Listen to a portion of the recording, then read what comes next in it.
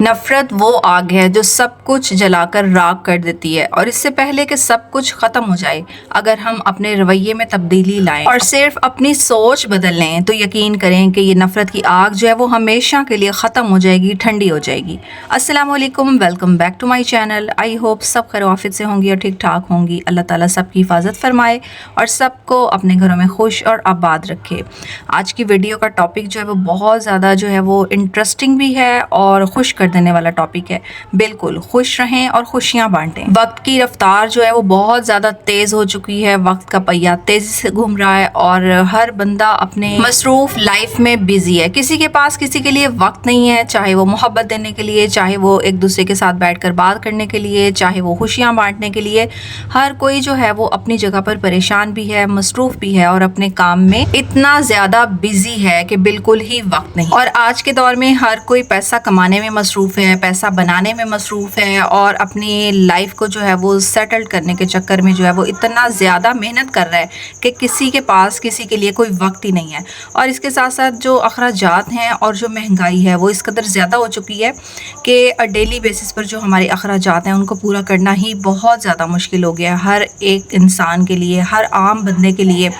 और जिनके पास अगर जद्दी पुश्ती कोई जायदादें हैं, प्रॉपर्टीज़ हैं, तो वो लोग तो फिर भी अपनी ज़िंदगी को सहल तरीके से गुजार रहे हैं, आसान तरीके से गुजार रहे हैं। लेकिन जो लोग हैंड टू माउथ हैं, जिन्होंने डेली बेसिस पर कमाना है और उसी कमाई से जो है उनका घर चलना है, उनका चूल्हा जलना है, तो उन लोगों के लिए बहुत ही मुश्किल हो गया है कि वो अपनी जो है वो लाइफ को सेटल्ड रखते हुए लोगों के साथ मेल जोल भी रखें और आना जाना भी रखें और एक दूसरे के साथ जो है वो एक बेहतर टाइम स्पेंड करें। इसका हरगिज़ मतलब ये नहीं है कि ऐसे लोग जो हैं वो बहुत ज़्यादा प्राउड हो चुके हैं, बद इखलाक हो चुके हैं, बल्कि इंसान को जो वक्त की तेज़ रफ्तारी है और जो महंगाई है और जो अपने अखराजात को पूरा करने के चक्कर में ही हर बंदा लगा हुआ है, तो उसी ने इतना बिज़ी कर दिया है कि किसी के पास किसी के लिए वक्त ही नहीं है। लेकिन एक चीज़ ऐसी है जो हम सब के पास मौजूद है बग़ैर किसी खर्चा के, वो है खुशी और खुशियाँ।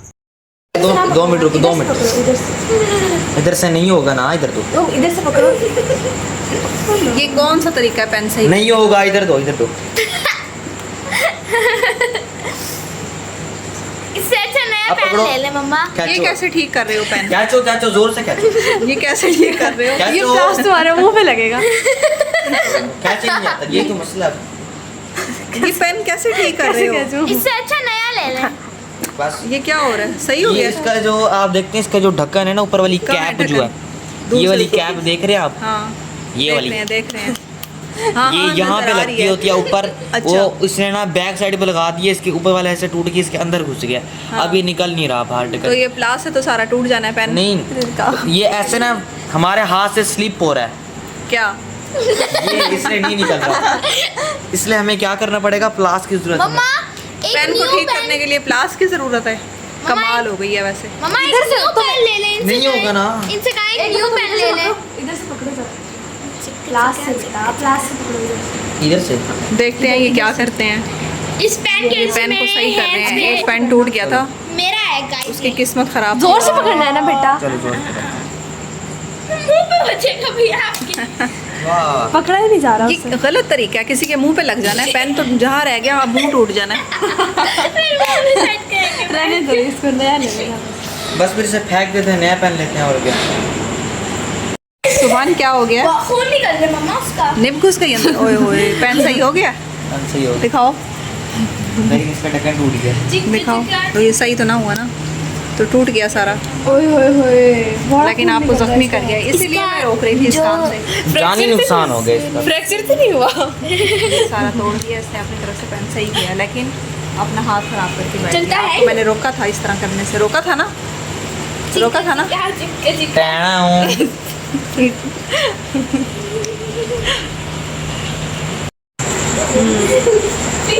मोबाइल क्या है? ये जगह भी सारी सीधी करो।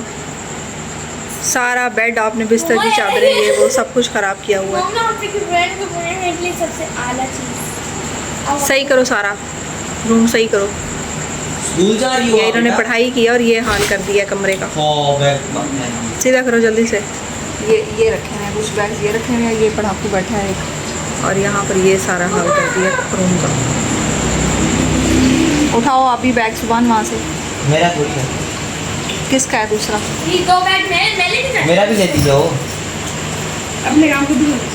खुशियाँ पैदा करना और खुशियाँ बांटना फ्री का काम है। इसमें कोई पैसे नहीं लगते, कोई इन्वेस्टमेंट नहीं लगती, सिर्फ मोहब्बत की ज़रूरत होती है, एक दूसरे के एहसास की ज़रूरत होती है और एक दूसरे का ख्याल रखने की ज़रूरत होती है। क्योंकि मोहब्बत और खुलूस जो है वो जज्बे होते हैं और इनमें ऐसी ताकत होती है कि जो हर बुराई को ख़त्म कर देती है। और मेरी नज़र में बेहतरीन इंसान वो है जो किसी के लिए नफ़ा बख्श साबित हो जाए, जिसकी वजह से दूसरे आसान ज़िंदगी गुजार सकें, जो किसी के लिए फ़ायदा मंद साबित हो। दूसरे लफ्ज़ों में ये कह लें कि जो आसानियाँ बांटने वाला हो, जो खुशियाँ बांटने वाला हो, यानी किसी की ज़ात से किसी को तकलीफ़ ना पहुँचे। देखें, अगर हम किसी को कुछ दे नहीं सकते उसकी ज़िंदगी में, हमारे पास इतनी इस्तात नहीं है कि हम किसी को कुछ दें, तो कम से कम इतना ज़रूर किया जा सकता है कि आप दूसरों के लिए आसानी पैदा कर दें, दूसरों की ज़िंदगी में खुशियाँ बांटें और किसी की ज़ाती ज़िंदगी में घुसकर उसको ख़राब करने की बजाय आप उसके लिए दुआ करें। किसी के पास अगर नेमत है तो उन नेमतों को देखकर जलने कुड़ने की बजाय आप उन नेमतों को देखकर माशाअल्लाह कहें। ये बहुत ज़्यादा ज़रूरी है। हमारे माशरे में ये आजकल बहुत ही ज़्यादा एक आप कह लें कि बहुत ज़्यादा गलत बात हो चुकी है कि हम किसी की नेमत को, किसी की आसानी को और ख़ुशी को देखकर हम माशाअल्लाह नहीं कहते, जिसकी वजह से वो इंसान जो है वो नज़र बद का शिकार होकर उसकी तमाम जो आसाइशें, आराम, नेमतें हैं वो ख़त्म हो जाती हैं। तो ये बुरी नज़र हो या अच्छी नज़र हो, ये दोनों बहुत ज़्यादा ख़तरनाक होती हैं और इंसान को बहुत बदतर हालात तक ले जाती हैं। तो खैर, ये एक और साइड हो गई। हम दूसरी तरफ जा रहे हैं। हम वापस बात करते हैं कि खुशियाँ बांटने पर, कि ये वो वाहिद चीज़ है जिस पर कोई पैसा नहीं लगता और इंसान एक दूसरे के साथ अगर अच्छे तरीके से बात कर ले और एक दूसरे के साथ अपना टाइम बहुत अच्छे तरीके से गुजारे, ख्वाह फैमिली मेम्बर्स ही क्यों नहीं। अगर एक घर में 5 अफराद रह रहे हैं और वो पांचों ही अपनी लाइफ में बिज़ी हैं, अपने मोबाइल्स में बिज़ी हैं, तो आपके घर का माहौल बिल्कुल अफसरदा सा और बिल्कुल बेरौनक सा लग रहा होता है। इसके बरक्स अगर आप अपने घर में एक दूसरे के साथ छोटी छोटी बातें शेयर करते हैं, छोटी छोटी खुशियाँ शेयर करते हैं, छोटी छोटी चीज़ों पर सेलिब्रेशंस करते हैं, तो आपका घर जो है वो जन्नत की तरह लग रहा होता है। और जिन लोगों में नेगेटिविटी पाई जाती है, ये नफ़रत, जलन, हसद और बुग़्ज़, ऐसी आदतें पाई जाती हैं, तो बहुत सारी बुराइयाँ जो है वहाँ पर जन्म ले रही होती हैं। इसके बरक्स एक दूसरे के साथ पुरखुलूस रहना और खुशियाँ बांटना एक ऐसी नेकी है, ऐसा फूल है जो हर बुराई को मिटा देता है। एक दूसरे से बहन भाइयों की तरह रहना, अच्छा सलूक करना, एक दूसरे का ख्याल रखना ही इंसानियत है। अगर ये ना हो तो वो इंसान नहीं, बल्कि सिर्फ ज़िंदगी जो है वो जीने वाला एक आदमी रह जाए। तो मोहब्बत, खुलूस और मुरव्वत ऐसे जज्बात हैं जिनको अपनाने में हमारा कुछ खर्च नहीं होता, लेकिन इसके फ़ायदे बेशुमार हैं। और इन आदतों के बरखिलाफ़ नफ़रत, जलन, हसद वो जज्बात हैं जिसमें इंसान का बहुत कुछ ख़त्म हो जाता है, उसका सुकून ख़त्म हो जाता है, इंसानियत ख़त्म हो जाती है उसमें। और जिस आदमी में ये आदतें आ जाती हैं, जिस इंसान में, ख्वाह वो मर्द है या औरत है, उसको चैन और सुकून नसीब नहीं हो सकता। वक्ती तौर तो वो दूसरों की लाइफ डिस्टर्ब कर देते हैं, लेकिन उनकी अपनी ज़िंदगी पुरसकून कभी भी नहीं हो पाती और जिससे उसकी जो है वो सेहत भी मुतासिर होती रहती है और फिर उसके साथ दूसरे इंसानों का भी नुकसान होता है। तो हमेशा खुशियाँ बांटें, दूसरों के लिए आसानियाँ पैदा करें और दूसरों के लिए आप एक ऐसी ज़ात बनकर रहें जिससे हमेशा दूसरों को जो है वो नफ़ा पहुँचता रहे। तो इस तरीके से अल्लाह ताला भी राज़ी होता है और आप पर अल्लाह की रहमत भी आती है और आप जो है वो पुरसुकून भी रहते हैं। और जब इंसान पुरसुकून रहता है तो ऑटोमेटिकली उसको खुशी नसीब होती है। आई होप आपको मेरी ये छोटी सी वीडियो पसंद आई होगी। नेक्स्ट वीडियो में नेक्स्ट टॉपिक तक के लिए अल्लाह हाफिज़।